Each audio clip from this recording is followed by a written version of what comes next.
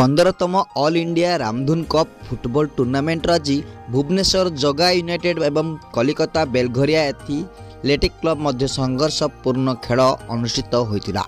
Subarnapur ADM तथा जिला परिषद मुख्य उन्नयन अधिकारी श्री अश्विनी कुमार मेहर को मुख्य अतिथि भाव और सोनपुर एसडीपीओ श्री प्रताप चंद्र त्रिपाठी, युव संगठन निशांत महांती, सुब्रत सेठी, ट्रैक्टर संघ सभापति शिवनारायण बहिदारा, संपादक कौशलेश्वर बहिदार सम्मानित अतिथि भाव जोगदे आज खेल को उद्घाटन करथिले एवं आयोजक और खेलाड़ी दर्शक को उत्साहित करी सुंदर आयोजन और उच्चकोटीर खेल प्रदर्शन पर आयोजक को भूर प्रशंसा करी पड़िया उन्नत लगी प्रशासन पक्षर समस्त सहायता देवाकू कहिथिले।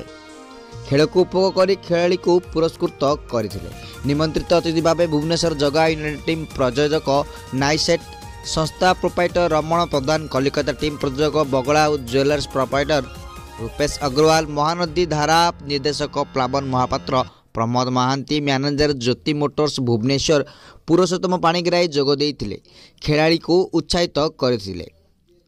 कलिकता बेलघरिया एथलेटिक क्लब को 2-0 गोल रे हराई भुवनेश्वर जगा यूनाइटेड क्लब विजयी होईची। मैन ऑफ द मैच भावे भुवनेश्वर दलर अविनाश मुंडा को अतिथियों द्वारा पुरस्कृत करा जायतिला। मुख्य रेफरी भावे दिलीप राउतरा, खेल परिचालना और पीटी सलील बेहरा, सुभाषिष बेहरा, फोर्थ ऑफिशियल संजीव साहू सहयोग करथिले। प्रभुदास खेलर धारा विवरणी प्रदान करथिबा बेले मीडिया संयोजक मनोरंजन त्रिपाठी अतिथि स्वागत और सभा संयोजना करथिले।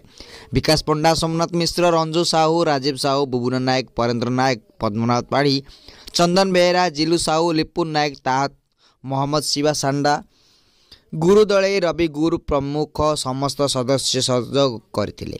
क्लब संपादक पीयूष पंडा को प्रत्येक तत्वावधान सबु कार्य परिचालना होइतिला।